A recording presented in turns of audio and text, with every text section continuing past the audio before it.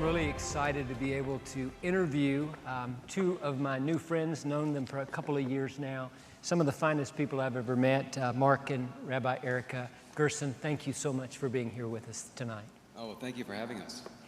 You know, I'm going to jump right in this because I want to begin to explore why a Jewish couple would be interested in Christian mission work. So Mark, let me ask you the first question. Your path was intersected with a young man in college who's here tonight, and that relationship had a huge impact on your life, and it really had an impact on the direction of your life. Yes, you're talking about Dr. John Fielder, who's here somewhere, and absolutely, let's give him a round of applause. Right over here. And John is actually a native of Houston, and we met when we were freshmen at Williams College in 1990, and even when we were very young, we were 18, I knew immediately that John was the most morally serious person I've ever met, and he was an inspiration and a role model to me even then. Tell me about how that relationship played out as John chose a different path for his life than you did. So we graduated in '94, and then John went to medical school at Baylor, and I remember he took a year off from medical school to work for Mother Teresa, and that was probably the last year before email was ubiquitous, so neither of us had it then, and we exchanged letters, and I saw the beginnings of what would be John's career of devoting his extraordinary talents as a soon-to-be physician towards serving the world's poor. And then John goes to Africa, and all of a sudden you're introduced to his world. Yeah, John called me when he finished the Hopkins residency program, and he told me I could be doctor number 700,000 in the U.S., or I could go where I feel called by my faith, which is to Africa, where he went and served as an AIDS and infectious disease doctor when AIDS was ravaging the continent. And from that relationship, you saw Christian mission hospitals? Yeah, we learned everything we know about Christian mission hospitals and Christian medical missionaries comes from our friendship with John. Yeah. And what from that, what happened? So my brother and I and several of our friends began supporting John's work shortly after he arrived in Kenya for the first time.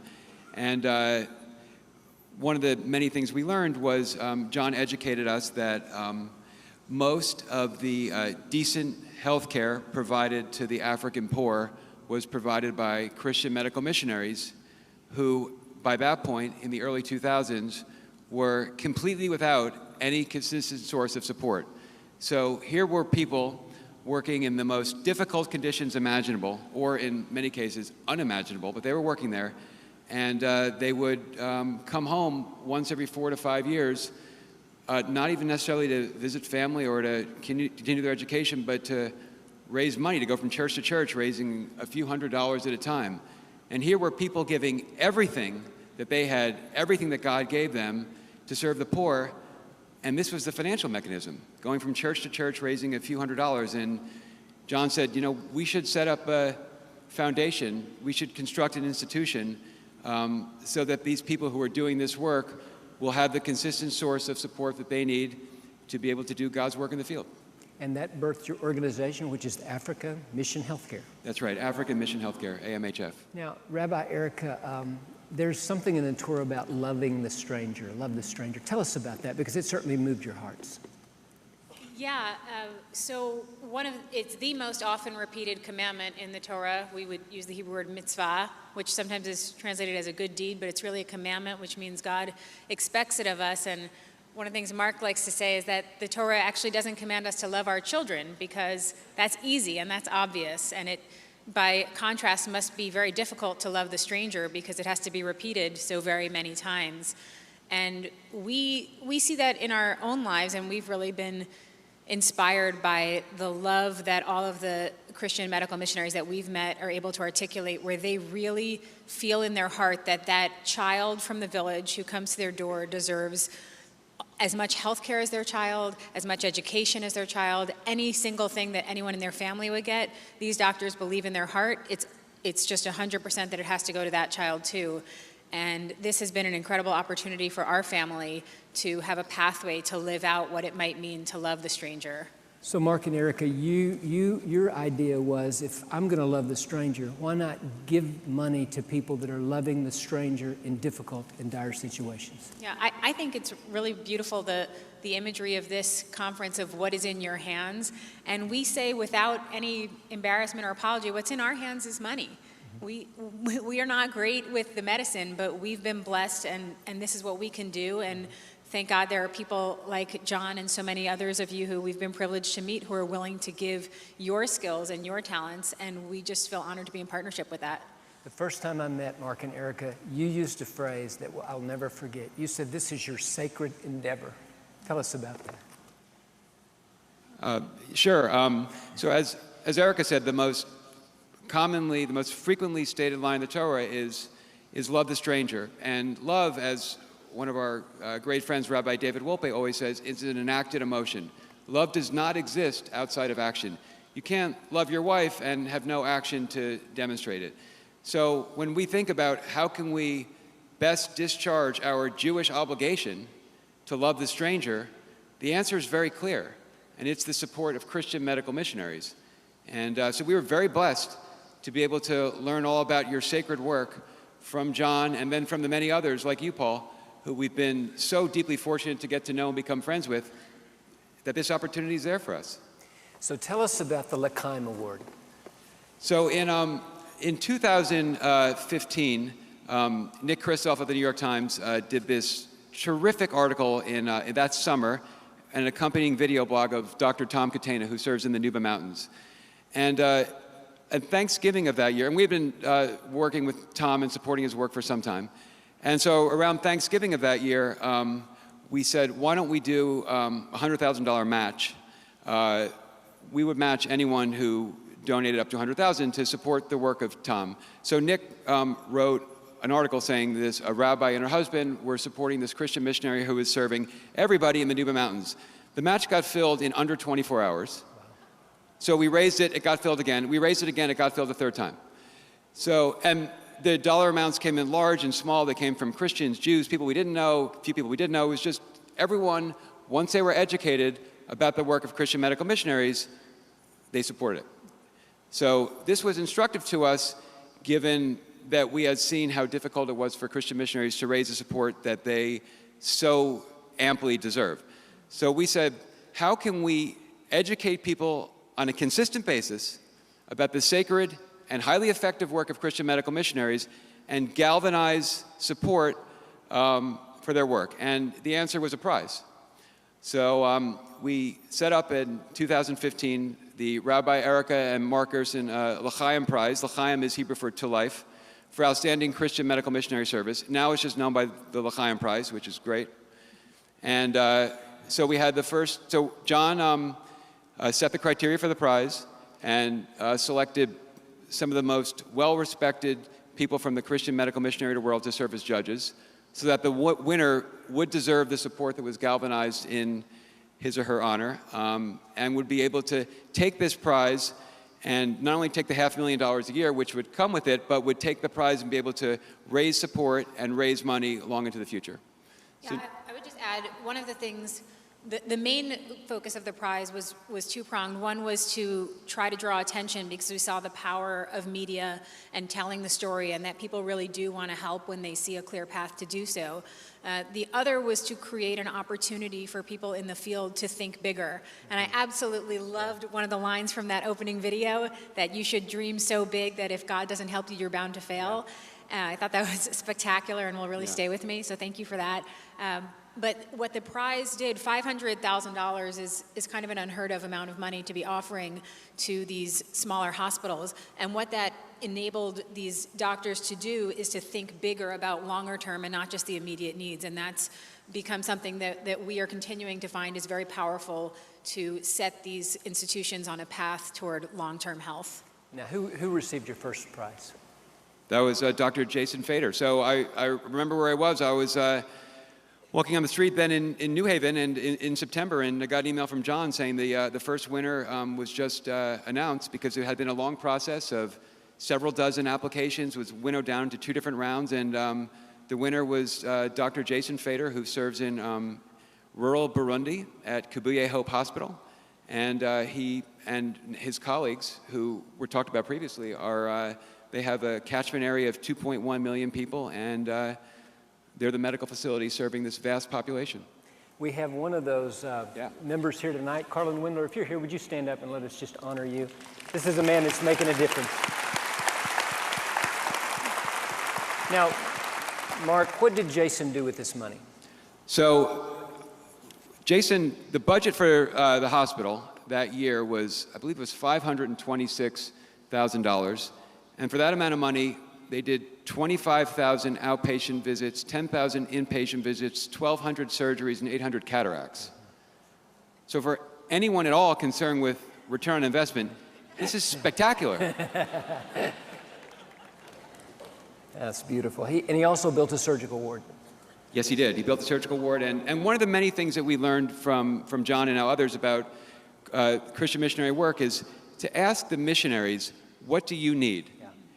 Because if you go in there and saying, I think this is the problem, it's highly unlikely to be the problem. So one of the things we learned from the L'chaim Prize applications is that housing is a prevalent need.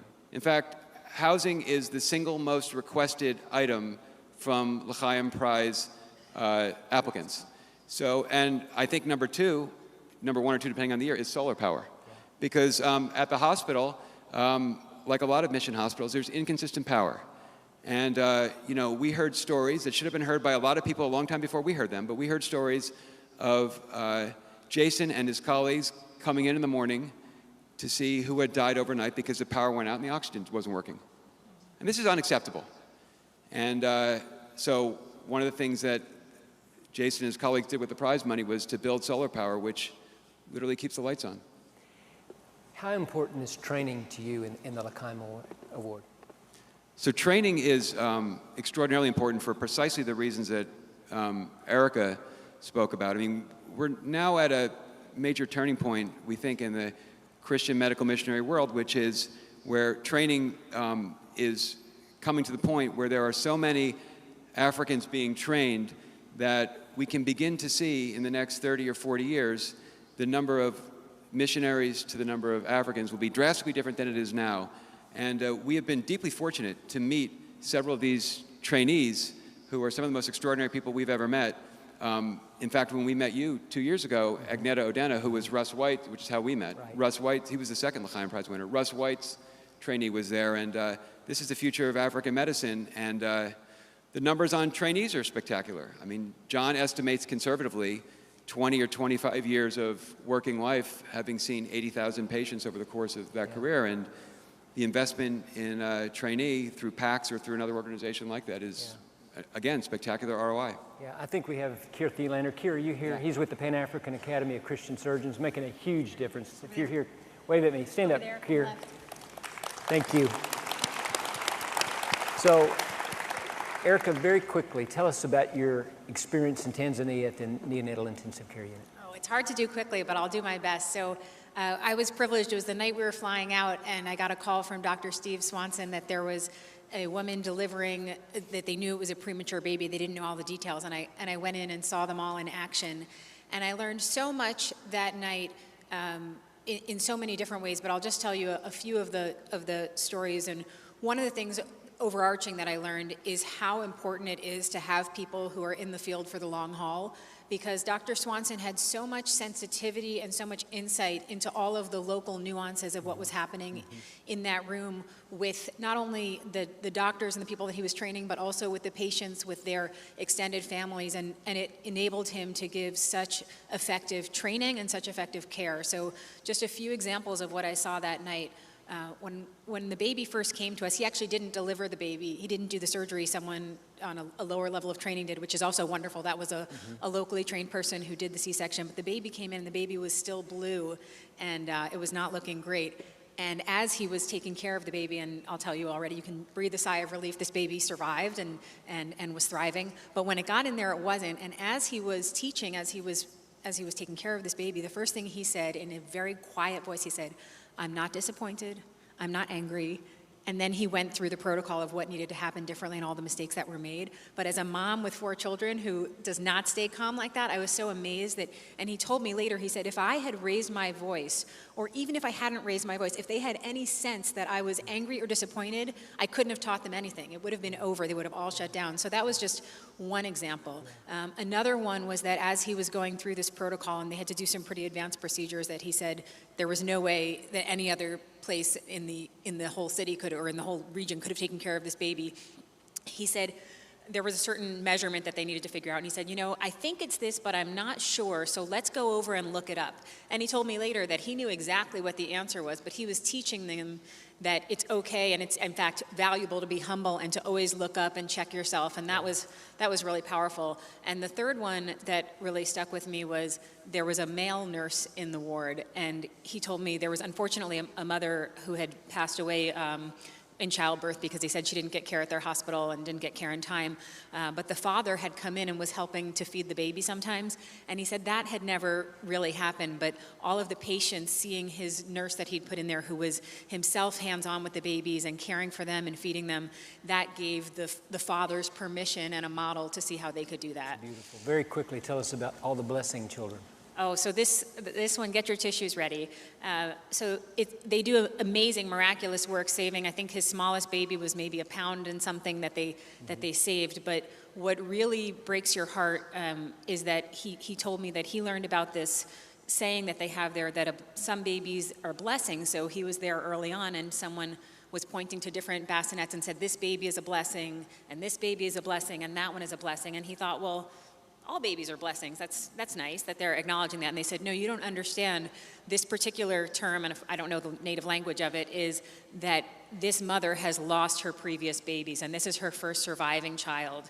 And he said it's so heartbreaking how prevalent that is.